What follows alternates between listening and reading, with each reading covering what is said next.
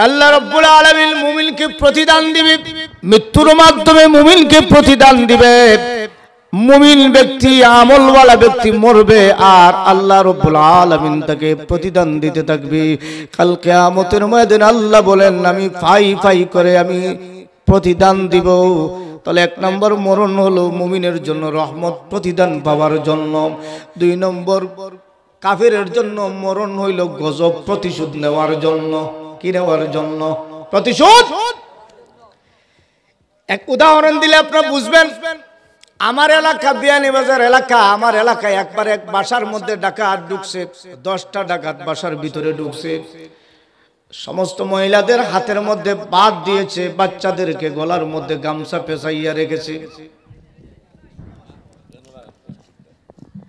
এমনি অবস্থায় ডাকাত যাওয়ার আগে ডাকাত ডাক দেয়া হয়, ও মা, দুধের আমার ড্রামটা দেখাইয়া দাও, আমরা চা বানাইয়া খাবো। আমার এলাকার ঘটনা বলতেছি। ওই ডাকাত সে নিজে মহিলা দুধ দেখাইয়া দিছে, সে চিনি দিয়া নিজে চা বানাইয়া নিজে গ্যাস থেকে চা খেয়েছে। মহিলার ঘর থেকে স্বর্ণ নিয়ে গেল, 10 ভরি টাকা পয়সা নিয়ে গেল, বাচ্চারে মারলো। সকালবেলা প্রতিনিধি, ইউনিয়নের প্রতিনিধি গিয়ে বলেন, মা বলো কোন ডাকাতে ডাকাতি করলো, আমাকে দেখাইয়া দাও। মহিলা কয়ে, বাবা রে, প্রত্যেকটা ডাকাতের কালো কাপড় দিয়ে চোখ বাঁধা, মুখ বাঁধা, কিছুই দেখি না, তাকে চিনি না, শব্দ তারা বেশি করে না। চেয়ারম্যান সাহেব বলতেছেন, মা যদি চিনেন না তাহলে আমরা কিভাবে তার বিচার করব? কারো তো বিচার করতে পারবো না। যেমনিতে মহিলা শুনছেন আর বিচার করা যাবে না, চোখের পানি ছেড়ে দিয়া বলে, ও চেয়ারম্যান সাহেব, আমার এত সম্পদ নিয়ে গেল, আমার বাচ্চারে মারলো, ওই যে মারামারি করলো, আমি তার বিচার কখন পাবো? এমনিতে চোখের পানি ছেড়ে দিয়েছে। আল্লাহ রাব্বুল আলামিন জানায় যে, দুনিয়ার মানুষ শুনে রাখো, আমি আল্লাহ কিয়ামতের ময়দানে একটা বিচার বিভাগ সমবেত করব। ওই দিন ও মা, তোমার যে ডাকাত জুলুম করেছে, আমি আল্লাহ মরণের মাধ্যমে ফাই ফাই করে তোমার প্রতিশোধ নিয়ে ছাড়ব। তাহলে এক নম্বর কারণ হলো মরণ প্রতিদান দেওয়ার জন্য, 2 নম্বর প্রতিশোধ নেওয়ার জন্য আল্লাহ মরণ দিবে। ঠিক কিনা বলেন? তাহলে মরণ তো দিবে, কখন মরণ হবে কেউ জানি না। আপনারা জানেন না মরণ কখন হবে? কারো জানা নাই কখন মরণ হবে। এজন্য আল্লামা ফখরুদ্দিন রাজি রাহমাতুল্লাহ আলাইহি তাফসীরের কিতাবে উল্লেখ করা হয়, একজন নবী হযরত ইদ্রিস আলাইহিস সালামের কাছে জিবরাইল আলাইহিস সালাম বলে, ও ইদ্রিস আলাইহিস সালাম, আল্লাহ রাব্বুল আলামিন আপনাকে একটা সুসংবাদ দিয়ে পাঠায়া দিয়েছে, এখন থেকে যত আমল করবেন প্রত্যেক আমলের সওয়াব দ্বিগুণ হয়ে যাবে। সুবহানাল্লাহ। কথাটা বুঝতেছেন? অসুবিধা হচ্ছে না? হযরত ইদ্রিস আলাইহিস সালাম এই সংবাদ শুনে আনন্দিত হয়ে বলে, ও জিবরাইল, আমাকে তুমি যে সুসংবাদ দিয়া দিলা জিবরাইল, আমার মনে চায় আল্লাহ যেন আমার হায়াত আরো বাড়ায়া দেয়। কারণ এতদিন যদি একটা আমল করলে 1 গুণ সওয়াব পাওয়া যায়, এখন আমল করলে 2 গুণ সওয়াব হয়ে যাবে। সুতরাং আমি চাই আল্লাহ যেন আমার হায়াতটা বাড়ায়া দেয়। ও জিবরাইল, তুমি আমাকে জানায়া দাও আমার মরণ কবে হবে, হায়াতটা কতটুকু বাকি আছে। জিবরাইল আলাইহিস সালাম বলেন, অকাল নবী ইদ্রিস আলাইহিস সালাম, আপনি কখন মরবেন এটা তো জানা দূরের কথা, আমি জিবরাইল নিজেও জানি না আমি কখন মরব। সুবহানাল্লাহ। সুতরাং আমি জিবরাইল নিজেও জানি না আমার মরণ কবে হবে। ইদ্রিস আলাইহিস সালাম বলেন, জিবরাইল, তাহলে আমাকে জানায় দাও আমি কার কাছে গেলে মরণের সংবাদটা পাবো গো, কার কাছে গেলে আমার মরণ কবে একটু না আভাস পেতে পারি। জিবরাইল আলাইহিস সালাম বলেন, মরণের বিভাগটা আমার না, মরণের বিভাগ হলো হযরত আজরাইলের। কার বিভাগ? আজরাইলের। বুঝতেছেন? তাহলে মরণের বিভাগটা আমার না, আজরাইল আলাইহিস সালামের মরণের বিভাগ। জিবরাইল আলাইহিস সালাম বলেন, ও ইদ্রিস আলাইহিস সালাম, মরণের বিষয় যদি জানতে চান আজরাইলের সাথে সাক্ষাৎ করেন, হয়তো তিনি বলতে পারে। হযরত জিবরাইল আলাইহিস সালামের জবাবে ইদ্রিস আলাইহিস সালাম বলেন, জিবরাইল, তবে আমাকে সাক্ষাৎ করে দাও আজরাইলের। আজরাইল আলাইহিস সালাম কোথায় আছেন একটু জানায়া দাও। হযরত জিবরাইল আলাইহিস সালাম তখন জানায়া দেন, আজরাইল আলাইহিস সালামের কামরা হলো 4র্থ আসমানে। কোন আসমানে? কোন আসমানে? চতুর্থ আসমানে আজরাইল আলাইহিস সালামের কামরা। এমনি অবস্থায় আজরাইল আলাইহিস সালামের কথা যখন জানায়া দেয়, হযরত জিবরাইল আলাইহিস সালামের কথা শুনে ইদ্রিস আলাইহিস সালাম বলেন, জিবরাইল আমি তো চতুর্থ আসমানে যেতে পারবো না, আমাকে একটু সাহায্য করে আজরাইলের সাক্ষাৎ করায়া দাও। আমি জানতে চাই আমার মনন কবে আল্লাহ যেন আমার মরণ হায়াতটা বাড়ায়া দে, আমি যেন বেশি বেশি করে সওয়াব করতে পারি। এমনিতে জিবরাইল আলাইহিস সালাম বলেন, ও ইদ্রিস আলাইহিস সালাম আপনি চোখ বন্ধ করেন। ইদ্রিস আলাইহিস সালাম চোখ বন্ধ করেন।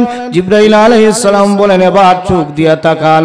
হযরত ইদ্রিস আলাইহিস সালাম তাকায়া দেখেন চতুর্থ আসমানে এসে গেছেন। সুবহানাল্লাহ। আর আস্তে বলেন সুবহানাল্লাহ, বললে মামলা হইব নাকি?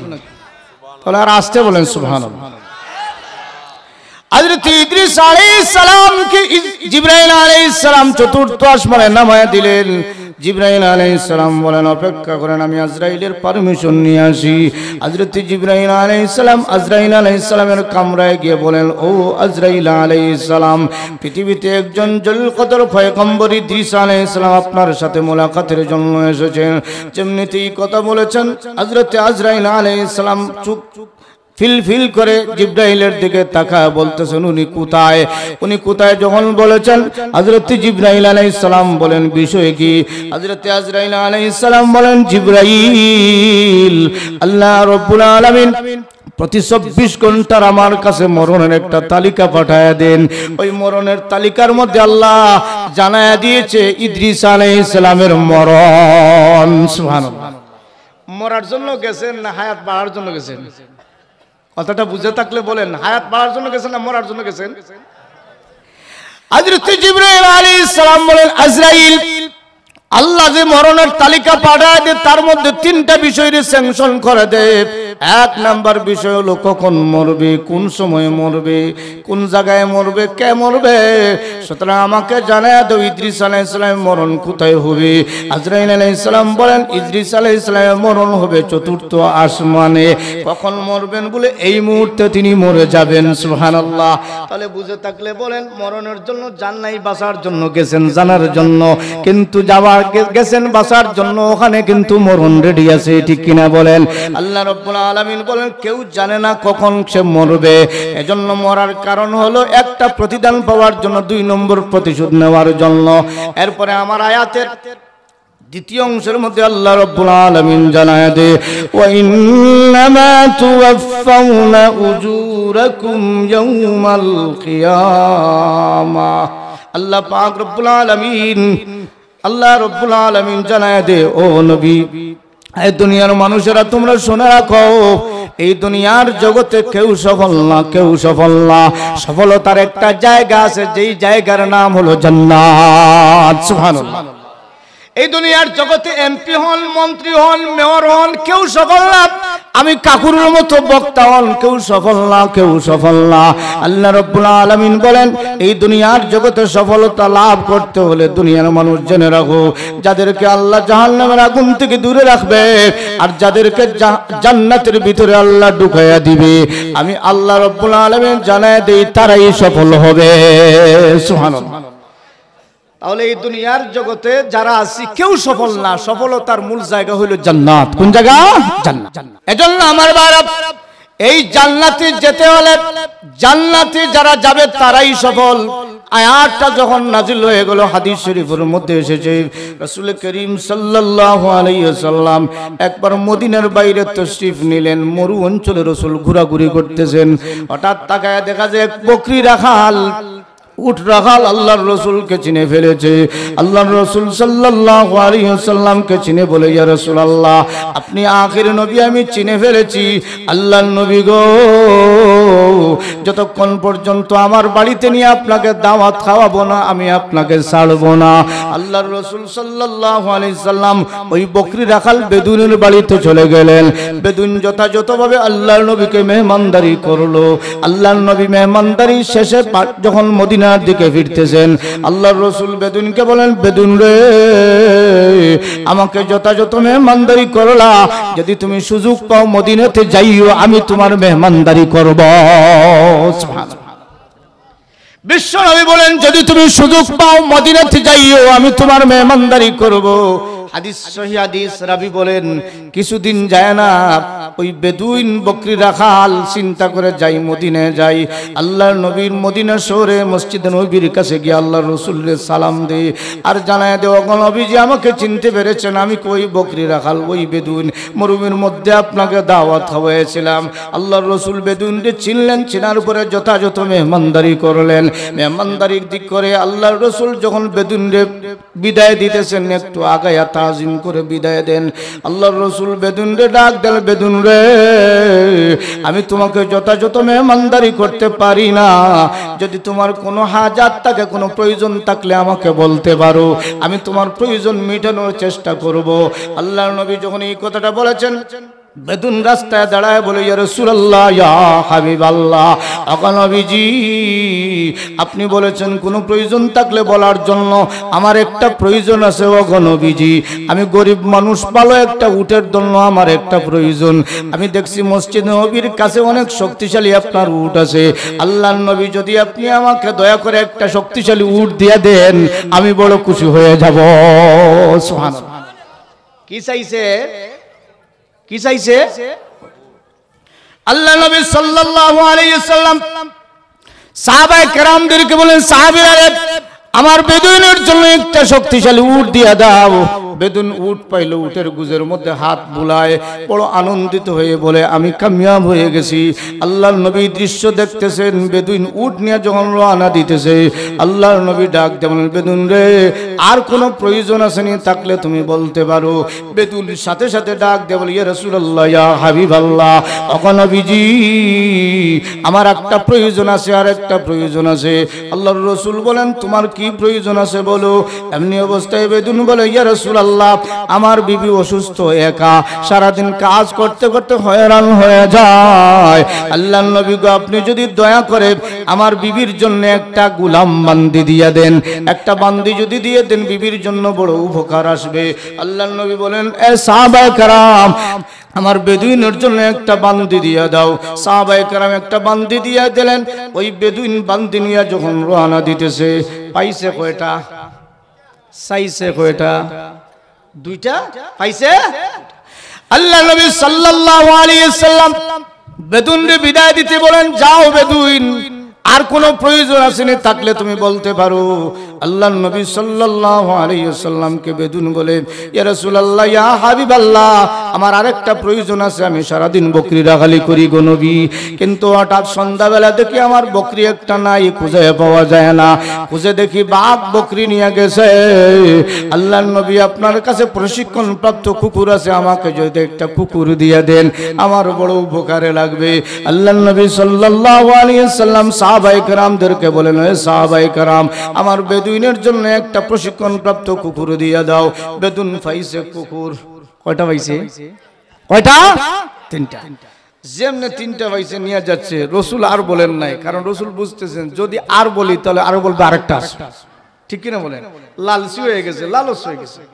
আল্লাহ নবী আর বলেন নাই, বেদুইন এই কথাটা বলছেন, যাও বেদুইন চাইলা, কিন্তু বনি ইসরাইলের বুদ্ধিমান মহিলার মতো চাইতে পারলা না। বনি ইসরাইলের বুদ্ধিমান মহিলা কত না বুদ্ধিমান, সে মুসা আলাইহিস সালামকে পাইছে, চাওয়ার মতো চাইছে। সুবহানাল্লাহ। সাহাবায়ে কেরাম বলেন, ওগো নবীজি ওই বনি ইসরাইলের মহিলা কে গো? মুসা আলাইহিস সালামের কাছে কি চাইলো? আল্লাহর রাসূল বলেন, সাহাবীরা রে শোনো, মুসা আলাইহিস সালাম যখন মিশর সফর শেষে ফিলিস্তিনের দিকে রওনা দিবেন, এমনি অবস্থায় মুসা আলাইহিস সালাম বনি ইসরাইলদেরকে ঘোষণা দিয়েছেন, তোমরা রেডি হয়ে যাও, যার যে মাল সামর্থ্য আছে সব গুছায় নাও, আমরা আর ফিলিস্তিনের দিকে চলে যাব। একজন লোক ডাক দেল, ওগো নবী মুসা আলাইহিস সালাম আপনি ভুলে গেছেন হযরত ইউসুফ আলাইহিস সালাম ইন্তেকালের সময় ওসিয়ত করেছেন, যদি বনি ইসরাইলরা মিশর ছেড়ে চলে যাও তাহলে আমার লাশটা যেন সাথে নিয়ে যাইও। ওগো নবীজি মুসা আলাইহিস সালাম আমরা ইউসুফ আলাইহিস সালাম লাশ সাথে নিয়ে যাওয়া লাগবে। হযরত মুসা আলাইহিস সালাম বলেন, হ্যাঁ তবে তোমাদের কি জানা আছে ইউসুফ আলাইহিস সালামের লাশ কোথায় আছে? এর মধ্যে একজন বৃদ্ধ লোক হয় না আমরা জানি না, তবে অমুক এলাকায় একটা বৃদ্ধা মহিলা আছে, শিক্ষা দীক্ষা ভালো আছে, ভালো পটু, এজন্য ওই মহিলা ইতিহাস সম্পর্কে জানে, তার কাছে জানা থাকতে পারে ইউসুফ আলাইহিস সালামের লাশ কোথায় আছে। হযরত ইউসুফ আলাইহিস সালামের লাশ কোথায় আছে মহিলা বলতে পারবে। মুসা আলাইহিস সালাম চলে গেলেন বৃদ্ধা মহিলার কাছে। বৃদ্ধা মহিলার কাছে বললেন, মা গো, আমি বনি ইসরাইল নবী মুসা আলাইহিস সালাম তোমার কাছে এসেছি গো মা, তোমার কি জানা আছে ইউসুফ আলাইহিস সালামের লাশ কোথায় আছে? বৃদ্ধা মহিলা মাথায় উকি দিয়া কয়, ও মুসা আলাইহিস সালাম, আমি জানি ইউসুফ আলাইহিস সালামের লাশ কোথায় আছে, তবে দীর্ঘদিন থেকে আমি আপনার অপেক্ষায় আছি। সুবহানাল্লাহ। ও মুসা আলাইহিস সালাম, দীর্ঘদিন থেকে আমি আপনার অপেক্ষা আছি গো। আমার মনের মধ্যে একটা আশা, আমার মনের মধ্যে একটা হাজত। মুসা আলাইহিস সালাম, আমি ইউসুফ আলাইহিস সালামের লাশ দেখাইয়া দিব, আপনার দাবি আমি পূরণ করে দিব, তবে আমার দাবি পূরণ করা লাগবে। মুসা আলাইহিস সালাম বলেন, মা গো বলো তোমার কি দাবি পূরণ করা লাগবে? ওই বৃদ্ধা মহিলা কই, ও মুসা আলাইহিস সালাম, আমার জিন্দেগির কোনো দাবি না, আমি শুনেছি সফলতার জায়গার নাম হলো জান্নাত, সুতরাং ও মুসা আলাইহিস সালাম, আমি আপনার সাথে জান্নাতে যেতে চাই।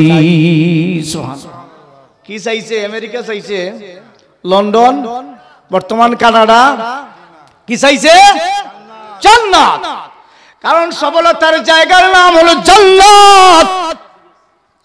আল্লাহ রাব্বুল আলামিন জানায় দেন, এই পৃথিবীতে কোনো সফলতা নাই, একমাত্র সফলতার জায়গা হলো জান্নাত। বৃদ্ধা মহিলা যখন মুসা আলাইহিস সালামকে বলে, মুসা আলাইহিস সালাম, আমি একটা মাত্র জান্নাত চাই, আপনার সাথে জান্নাতে যেতে চাই।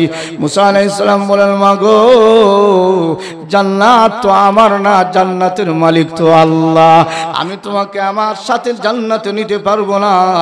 ভদ্র মহিলা ডাক দেখো, ও মুসা আলাইহিস সালাম, আমার দরখাস্ত যদি মঞ্জুর না হয়, আমি ইউসুফ আলাইহিস সালামের লাশও দেখাইয়া দিব না।